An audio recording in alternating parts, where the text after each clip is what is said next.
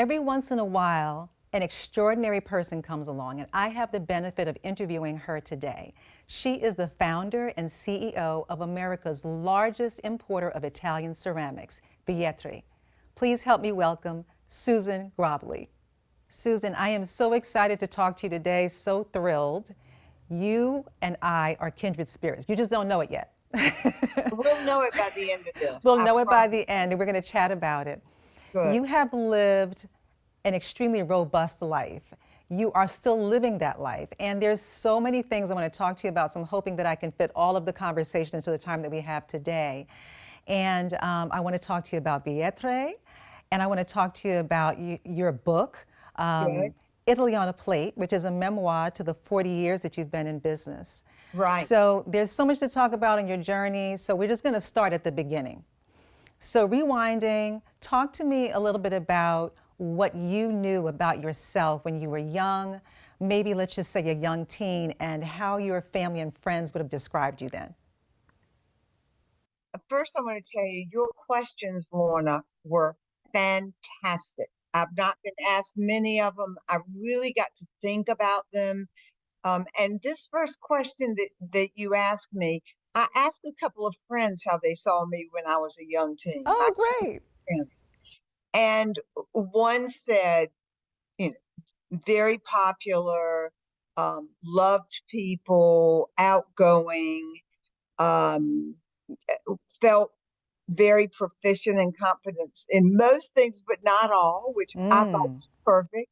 Another who went off to school said that for her, it was that I always kept her in the loop in this small town called Rocky Mount. And there were several people that went off to school.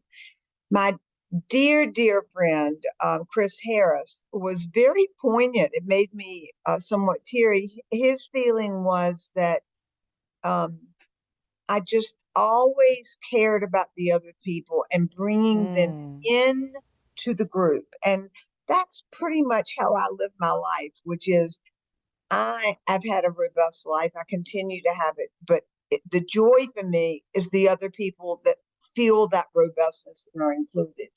I would say that um, I wasn't aware that that I was like that so much, except that when he wrote it, I understood it.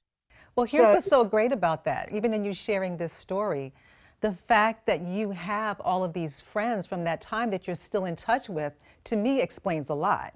uh, That you are very good and intentional about making sure that you stay connected with the people who are important in your life. I think that's really important in life. And I think it's important in business, with your family, with your friends, and what is it all about anyway? It's about the people that you communicate with, learn Oh, from, yeah. and pull from, and they pull from you. So thank you. Yeah, absolutely. And at that time, what kind of activities were you involved in? I lived in a small town, Rocky Mount, Hmm. 50,000 people, and we were kept busy. Okay. I was, I was the best campaign manager for anybody running for student government. I was a cheerleader. I played tennis. I, was involved in the Episcopal Young Church people, churchmen. I was the first girl to ever give a sermon at a church. Wow. So I was So really, leadership was in your blood already, I right? was, but my father ran a third generation tobacco company. So he had to take elocution lessons his father Oh, expected him to do when he was young. So at during that sermon time, we went to church, small church, and I would be practicing and he'd be going, I can't hear you. I can't understand you. And it irritated me, but it taught me how to speak. and the rest is history. And the rest is history. So I'm so glad that you brought up your father because I want to talk to you about your dad. Yeah. Um, the childhood that you had is the kind of childhood we all should have had, right? Where your father is this businessman and he's bringing all of these guests from around the world to your house, from Norway, from Zimbabwe, from Egypt, and from Thailand. And you and your sister are setting the table for all of these folks, which is wild in Rocky Mount, North Carolina.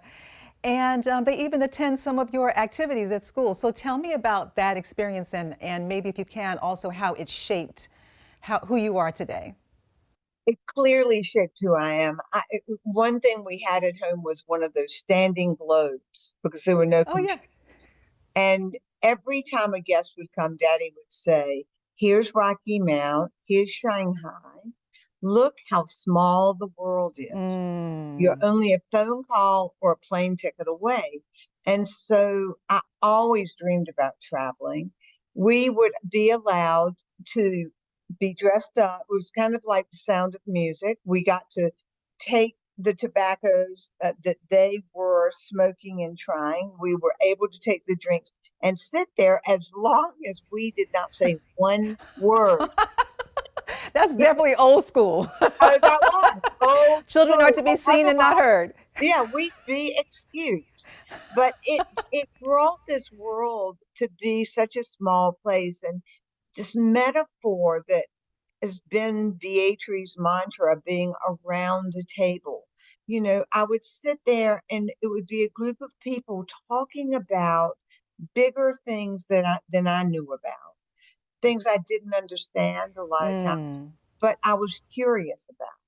And then you would set a table depending upon the season and the flowers that were available, etc. And then we'd have a similar meal, always an American steak and uh, baked potato, and probably asparagus, and probably a chocolate cake.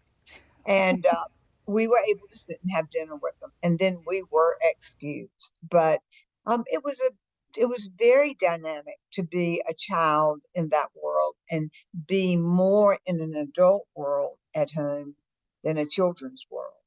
I love that. And one of the reasons I do is because what I recognize is that the more that we are exposed to different people and different cultures, the more we see that we have more in common Oh, than we have less in common, right?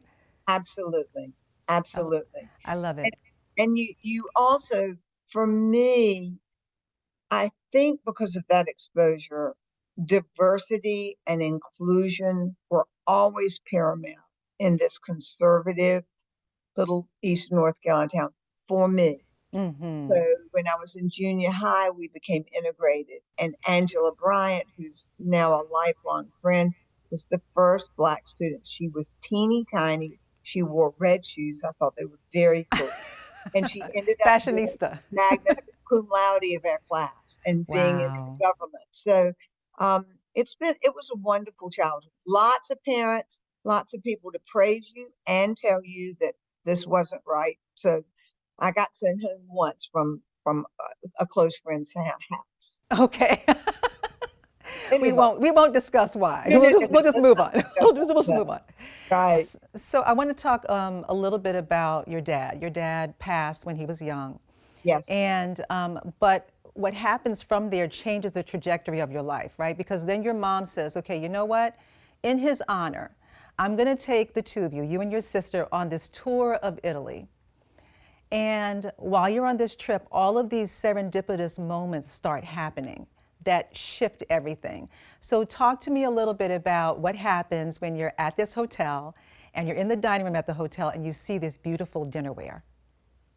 Well, I'm going to back you up a little bit and say that on the airplane, my sister went up to business class when we could to use the ladies' room, as we called it, started talking to an Italian who ended up coming back and speaking to us, giving us his name in Florence, his phone number, and restaurant. So we tried those in Rome, never to call him. And then we went to Il San Pietro, the most beautiful hotel in the world, as far as Mm. and a must for everyone that just a year later you'll forget that you spent so much money. When you walk down these hewn stones with ivy and greens between the stones, and you get to an Mm. elevator, and then you go down in the rock hills, 10 Oh, floors wow. Whew. to the base, and you open up the door, and the arch ceiling is hand chiseled. Mm. dark stones on the floor, white cotton furniture, and then you turn left after you check in, and there was the dining room, peach Mm. colored tablecloths, and these ceramic plates mixed with different animals and flowers and fish and horses. And I fell in love. It was my first love affair, and it was with those plates. And that was for all three of us being plate lovers and setting the table with different dinnerware when we were children. Yes. That was a connection that was right for me. Yeah, so talk to me a little bit about what happens from there. So you see what becomes your obsession, this Yes. dinnerware, and Well, then you this have this idea. Yeah, well, we love the dinnerware. At dinner, we were saying, let's get a driver who can translate for us. So we went and we were mesmerized and thought, let's buy for ourselves, let's buy for our siblings, let's buy for our Uh-huh. friends. And then going back, we spent 3 days doing this until Mama said, I've had it. I'm treating you to this trip to be on vacation with me, and you're thinking about plays. We had drinks with a couple from New York who were in clothing manufacturing. And Peter Karp said, Susan, you and Francis should design and import, don't retail. And we went, okay, not knowing anything about importing except that tobacco could be shipped all over the world. So why couldn't the Mm-hmm. clothes? And Sure. that was the beginning. Yeah. And I love that, as I was reading your book, there are all these themes, right, that keep recurring. One of them was persistence. So, talk to me about your initial conversations with Gene Wolfe. Gene Wolfe was a lovely man who ran all the temporary spaces for the New York Tabletop Show.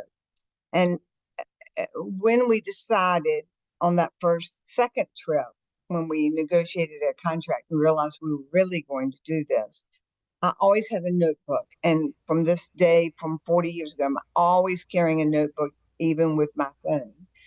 And I found out about Gene Wolfe. So I picked up the phone and called him. And I introduced myself and told him I had these 12 plates and we were getting 35,000 in 6 months. And I would like a space at the New York Tabletop Show. He quickly said, well, Susan, I would love to give you a space, but we have a 2-year waiting list. I said, well, can I just come and show you those plays? And he goes, and we talked a bit. And he finally said, okay. And I said, well, how's 2 o'clock? He said, great. And I said, I'll be there. So I got off the phone and picked up the phone, called a travel agency. That's the way you got tickets, and got a ticket to New York. I told him I was in New York. I was not in New York, girl. And got up there, went to him, showed him these plates, told him the story, and he said, okay, don't tell anybody that comes up and says, when did you apply for the space? But I'm going to give you the space outside next to a column right at registration. And you need to make it look fabulous. I said, not a problem. So I called every friend I had living in New York, and one couple put up 2-part hutch in a taxi, another a table. I borrowed chairs. We brought tablecloths, and we put those 12 plates up. And I even introduced myself to the Italian waiter who I had his love that part of the story. yeah, his coat was a little too tight and had a couple of stains on it, but he had beautiful Italian. So I bought a couple of bottles of wine and said, when you see me talking to somebody that looks like they might be interested, would you come and pour them a glass of wine? He said, certo, certo. So that was it. And then the very first day of the show, my mother and I were standing there and ready to go. And these great looking, very well dressed threesome came up, looked at everything, and asked questions and said, we'd like to write an order. And those were the days when you sat down and wrote an order. Yeah, And it was a $12,000 order. That could have been $12 billion. And right. it was Neiman Marcus. and they've Yes. been an account for 40 years. So Right. I And was the rest is history. But the rest is I love your history. creativity, getting the Italian waiter. And I love this kind of way that you harassed Gene so much that it's like, he just couldn't say no. It's like keep Well, harassing him until he sometimes breaks. that's right. Sometimes his southern accent helps, Oh, you know. that's right. That's It right. does. But I think also when I speak to young women or entrepreneurs, and am asked, what makes this happen? I think you've got to be positive and confident. You need to kind of have thought through your plan and be true. Just be authentic. And it really comes to help you always. Yeah, I also love that one of the things that resonated with me is this all in mentality that you had. It's like, I'm going in on this all the way. All That's the it. way. So you go about the business of learning Italian, you become fluent in Italian. You decide you're going to learn about how to read and understand financial statements. So you get someone to explain to you profit and loss sheets and balance sheets. And tell me a little bit about the origin of that kind of tenacity where you're just like, I'm not quitting, I'm going to get this done. Well, when we ate, we had to eat everything on our plate or hide it Oh, on you the too? table. I lived that too in my Oh yeah, childhood. What is oh that? yeah. And so There's no waste. it's that same thing. We played tennis and so we took lessons and we were expected and wanted to keep getting better. Yeah, It was something that was expected, but we also saw it in our parents. We saw them commit to being fair, to working hard, my father working hard or following through on things. And so it was again one of those um would it be a rite of passage? Would it be just something I learned and was part of my DNA that we kept going as long as we loved it and as long as it filled something and we saw what the commitment was because hard work was never a problem yeah, for any of us or long hours never a problem. The ups and downs were difficult because you have to learn that with every down it comes back up. yeah, With yeah, every up it's going to level off. yeah, But I just had fabulous parents and then an extension of my parents' friends who were like parents. So yeah. the influence was great. Yeah. So, Susan, one of the things that was not lost on me, which you didn't mention in the book, but I thought about it. 40 years ago, here you are, a woman owning Yeah, a business. yeah. And the rarity of that 40 years ago, I'm sure there weren't many others that looked like you in the rooms that you were in. No, So talk to me a little bit about that. Tell me, were there challenges that you had, and were there any moments where you had to say to yourself, forget this, I have to own my own greatness no matter what? I just love that question. Um,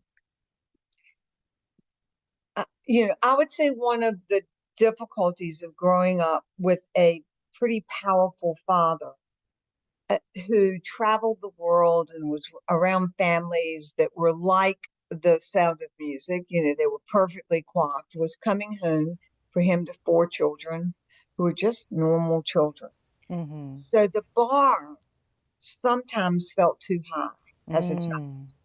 And so I think the personal challenge was at times later in my career when I was honored. So honored for many things. And I had to take in what you're talking about, that it's okay to feel it and Yes. it's okay to enjoy it. When I was young, um, again, it was my childhood. I never felt different as a girl except for things that were said at times. I broke up with a fellow everybody adored. I wasn't ready to get married. I felt like getting married for me would have been the easy route because I love Mm. children, I love family, and I had male friends saying, "You're never going to find anybody. You're too strong," or "You just messed Mm. up and lost the best person you're going to ever find." But the good news is I had other male friends who were going, "They're wrong. You just keep going the way you go." Yes. And as long as you are inclusive in your glory and in your success, and none of us are success because of ourselves alone. None of us. And in business, Absolutely. none of us are, we are only the leader of many people. It's always the work of many hands. But those were, looking for a banker. I thought we just went out and found a banker. Well, what I realized is that's what I did. But the one that understood what I was doing and was so excited was the only woman banker we met with.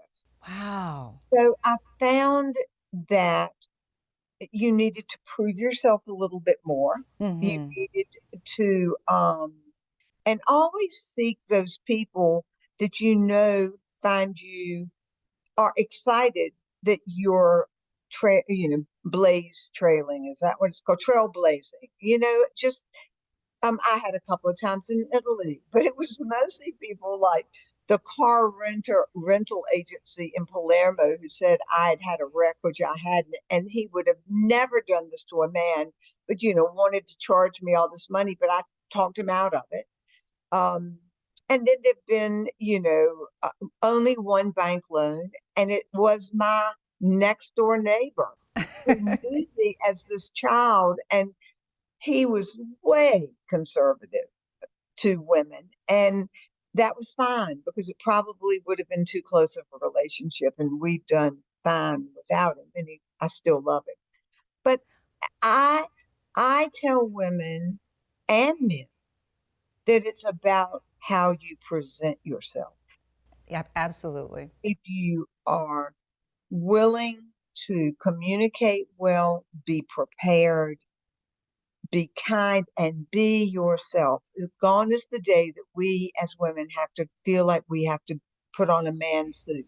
No more. Mm-hmm. Just Mm-hmm. be who we are. And there are more that look like me.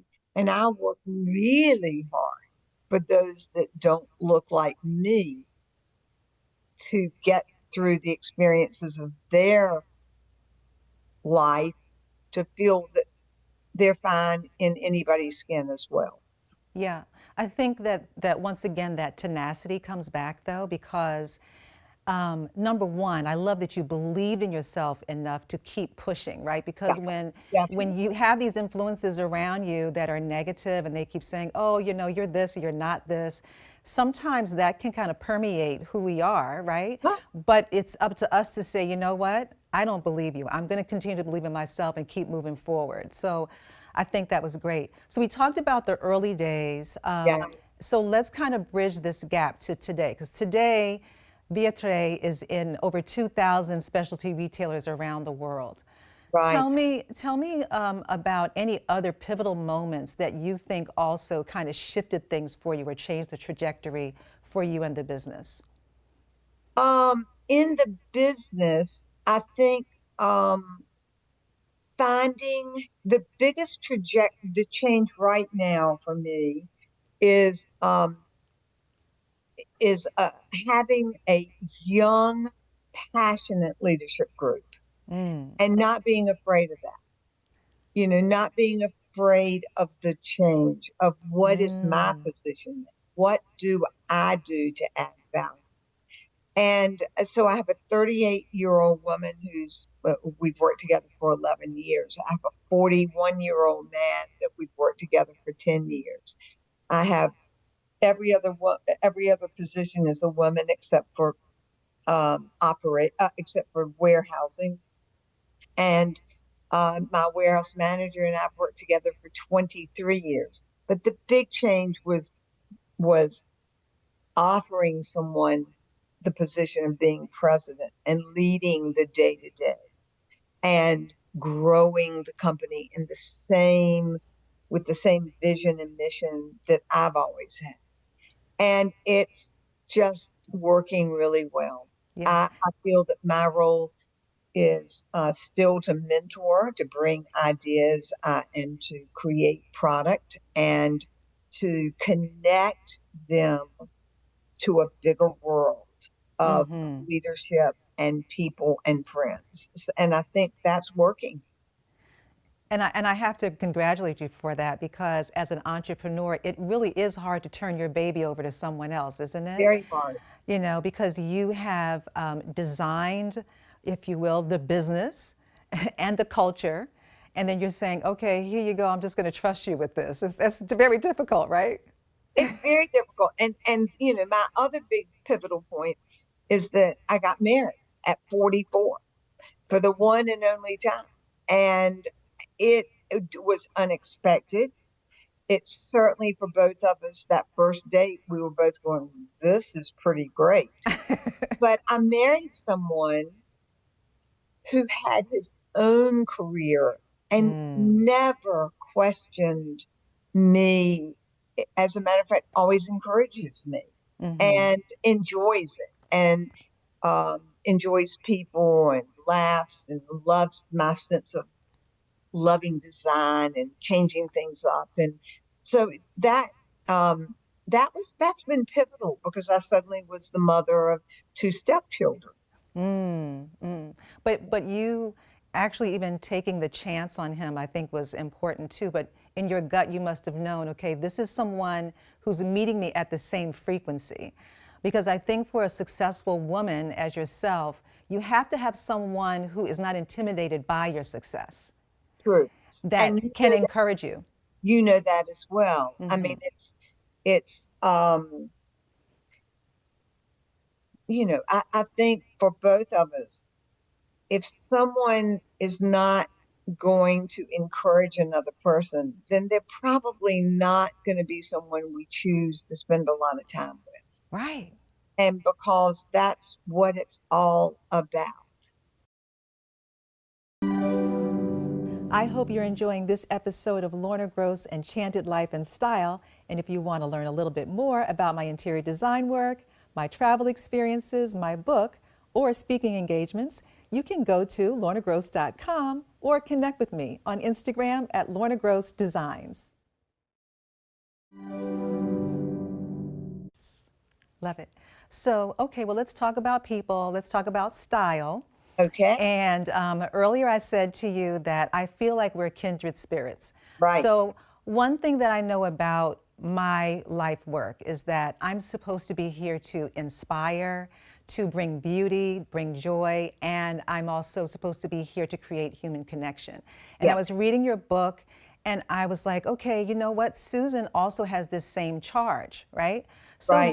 then you introduce in chapter 5 your friend Xenia, who hosts guests at her Italian farm called Casetta. Yeah. And you talk about her, and this is the quote that you said. We were two entrepreneurial women who cared deeply about creating beauty. We wanted to help people connect with one another over shared experiences, be it at dinner, at home, or on a trip to the Tuscan countryside. And then you go on to say that a song comes on and she just hops up and starts dancing. And I'm like, hey, wait a minute. She's talking about me. Susan's talking about me. And who is this imposter Xenia who has now taken over my pretend friendship with Susan, who I've never met before? Oh, well, So I that's was important. I'm going to surprise you. Are you ready?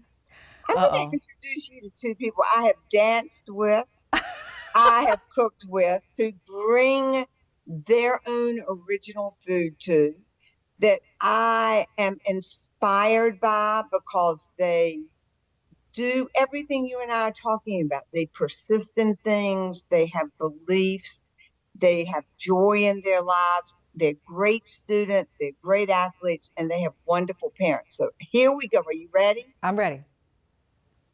This is William, and Ah, this is Gracie. Say, hi, William and Gracie. and this, come on in. This is their mother that I just want you to see who's about your age. Come on, come on, come on, come on, come Hi, on. Mom. So these two are two of five that live three doors down from us. Okay. And we call them the littles because the others are 19, 17, and 16, or about there. And these two are everything you and I are talking about. Everything. So So as you have them there with you, because exactly. obviously they're very special to you, tell Oh, they me, are. tell me what your dream for them would be. Ah, that'll make me cry. What is your dream, William, for yourself? Come here. What's your dream? Um, I think starting a business would be cool too. Um, I really like having original ideas, and Nice. um, I when I see other people have original ideas, I feel like I should have had that idea first. So I want to get some original ideas before everyone else can. He And already has that entrepreneurial mind. Go get him, William. You got this. then this, okay, Joycey, what do you think? What's a dream for you? Well, I She, think I should not be figuring that out right She's going to let it flow. She's going to let it flow, Susan. She's just going to take her time and let it come to her. that poor cool answer at 9 to know that, right? Absolutely. And don't feel the pressure. I love it. I love it, No, Grace. no, Good for you. good for her. And well, that's a very cool answer because one of the things when you were talking about being in those early teens was that we didn't know what we wanted to do. We were uninformed. We were immature in a way that we were getting molded. I mean, William to kind of know that is very much William's personality. For Gracie to say, hey, I'm not supposed to know yet, And I'm perfect. fine with that, right? Yeah, yeah, Yeah. fine Yeah. with it. Yeah. So, Susan, to go on about Xenia, I love this other quote that you had about her. This is when I was like, okay, even though she's impersonating me, I guess I have to like her. So you say, she looks for the good in others and is energized by connection and enjoying all that life has to offer. I thought that was beautiful.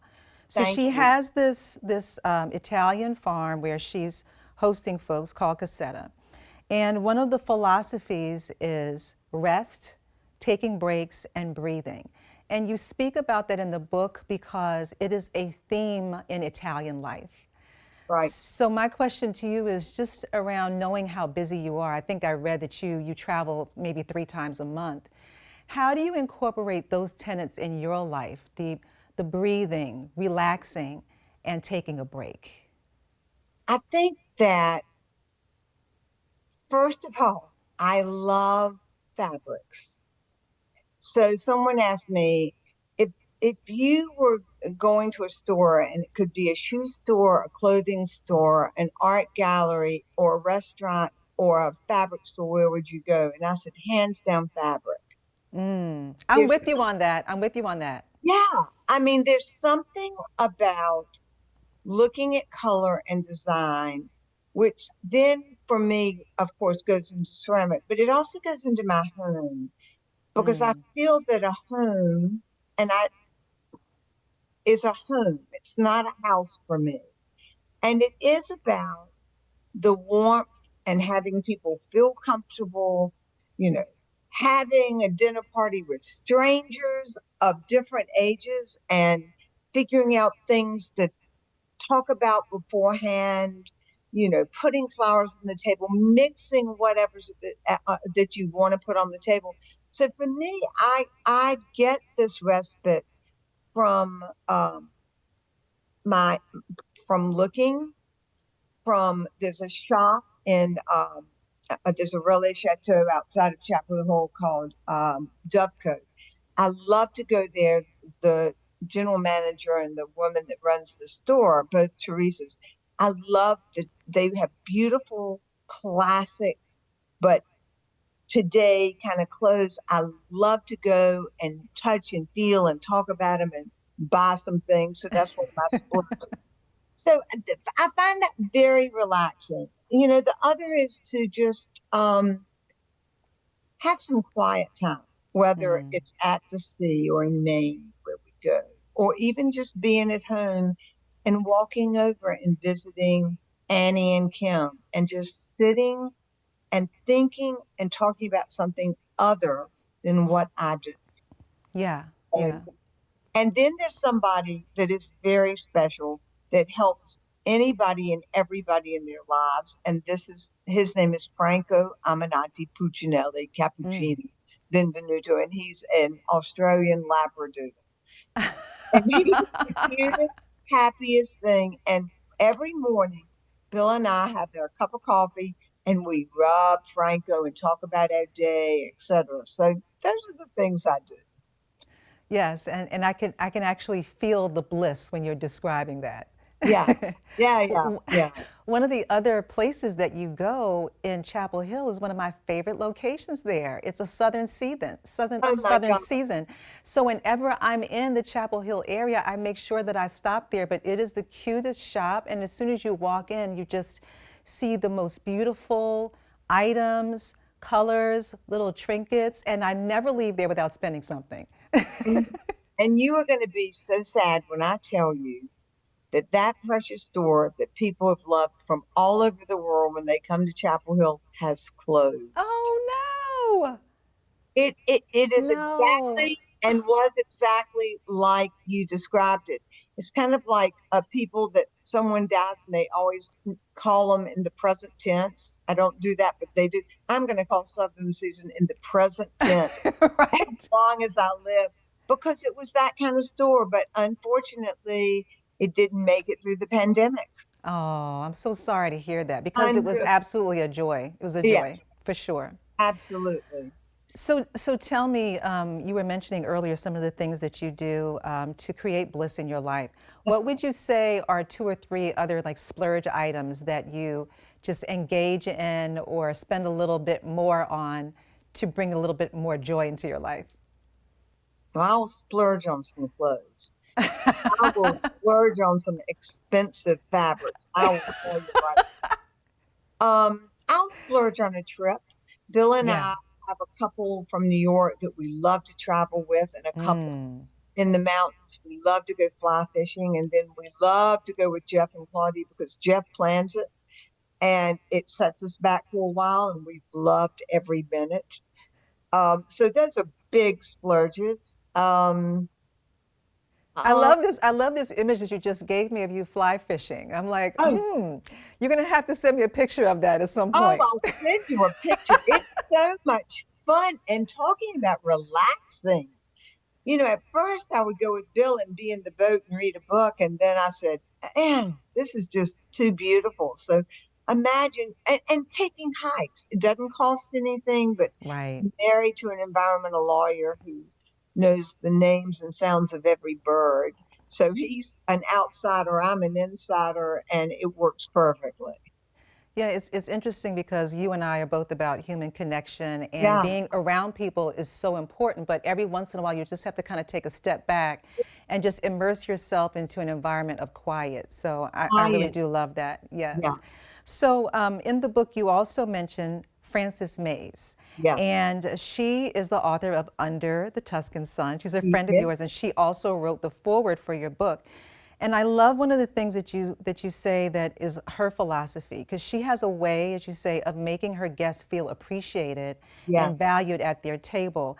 And I'm in the process of finishing up writing my own entertaining and tabletop design book. And I think that that is the most important thing whenever you're creating a gathering is to just ensure that people feel as if they're important to you and feel valued. Um, as a Southerner, we know Southern hospitality. What do you think are other elements of great gatherings? I think mixing the group of people. I like entertaining with all ages. I like we one of the best parties we ever had was the son of old law partner of Bill's in Raleigh and the daughter of a current law firm, a partner from another city, and we were the connectors. And they Mm. came in, and when they entered our house, they all levitated. And the laughter of seeing people meet each other under something joyous and Mm. having at the end the father, the bride singing some enchanted evening with a bottle and saying, this should have been our rehearsal dinner. It's just what you're saying. It's making people feel that this is their home. And I love creating a big party on the terrace. We once had I bid on having a small, more like 5 people from the Carolina Symphony come and putting chairs on the upper terrace and watching and feeling Oh, it the sounds joy of beautiful. music, you know. Yes. Um, I like calling people if it's small, and inviting them. I love doing, even if it has to be online, an invitation to invite people. I think candles are important. I think mixing flowers, mixing vases, not worrying about the table except as a beautiful place that you can mix and match and bring everything you have. There was the Lyerly family, who I'm so close to. Their third child graduated from a high school going to Stanford, and their parents chose a caterer who creates a party where the 6 adults, the grandmother, the parents, the 5 of us, and this piano teacher wrote something about Charlie, and the caterer created the food around the story. Oh, I love it. And Love so it. we told the story when it was that course, and the caterer came in and talked about the food, creating things that again make a connection, that Yeah. are fun, that Yeah. are that everyone can participate. Yeah. And Is also make people feel special, right? Wow, that was Yeah. the most special night we've had in 30 years, and one you never forget, right? So So so I bet you entertain that way too. I do. I do. So as we talk about special, let's Mhm. talk about special dinnerware and Vietri. Okay. Tell me what you think people are seeking when they go to purchase the Vietri dinnerware. I think they are truly, those that know Vietri are purchasing our kind of mission and vision of color and happiness and mix and match.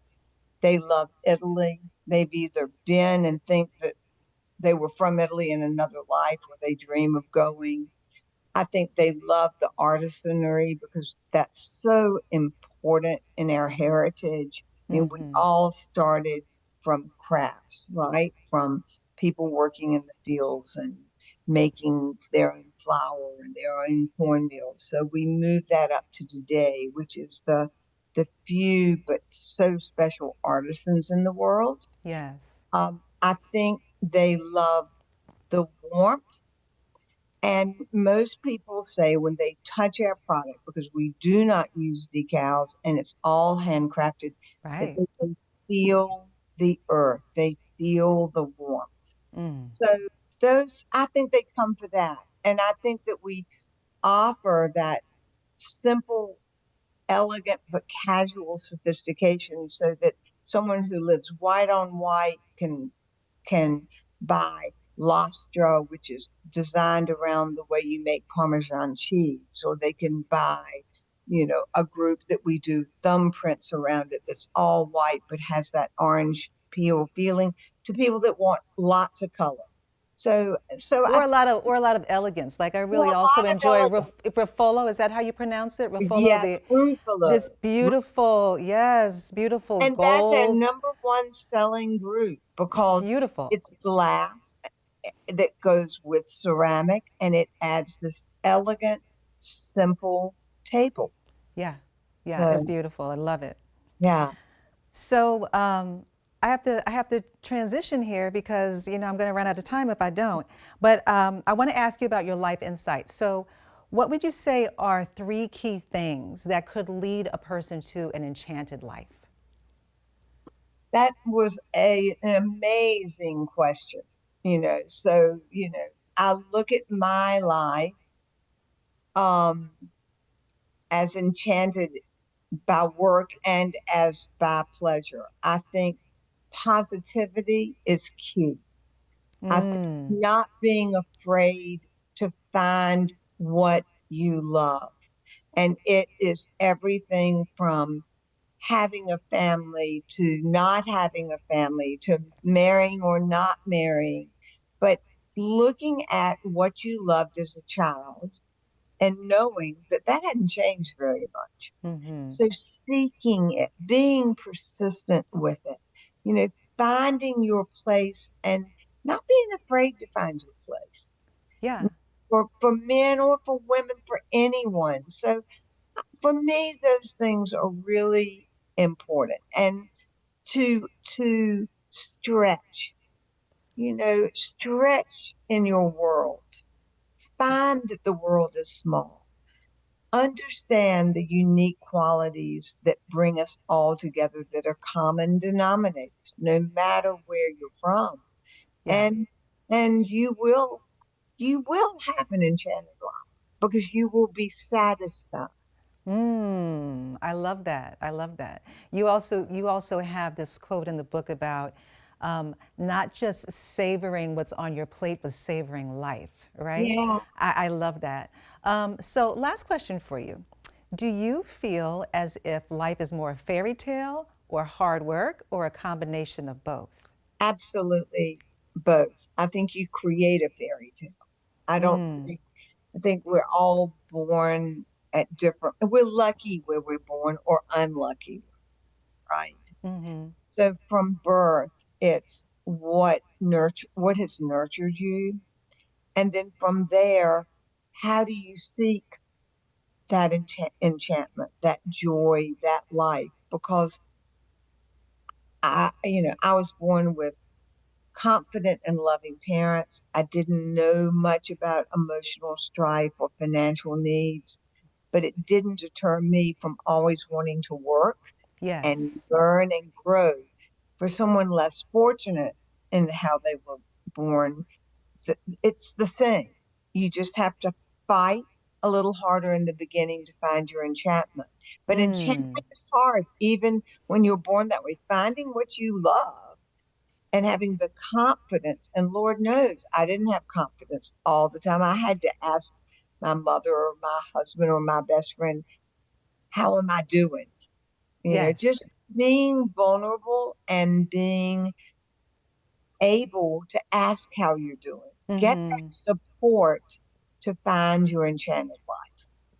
I love it. I love it. And I have to say, I'm out of time, but my goodness, I love talking to you. And you are enchanted. So thank you.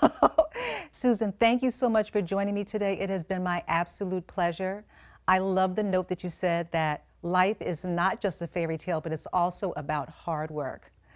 So let's all be about the business of doing the work to create our own enchanted life and style. I encourage you to read Susan Grobley's book, Italy on a Plate. You can pick it up in stores or online.